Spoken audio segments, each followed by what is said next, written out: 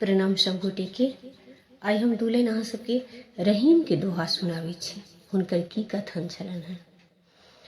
रहीम ने निज मन की व्यथा मन ही राखो गोय, सुनी अठिलई है लोग सब बाटिन लई है कोई।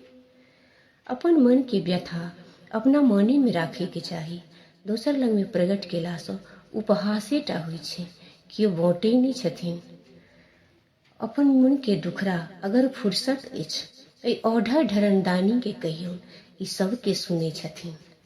हमर छथि शंभु मतबलवा, कखन ककरा पर ढरि जेता।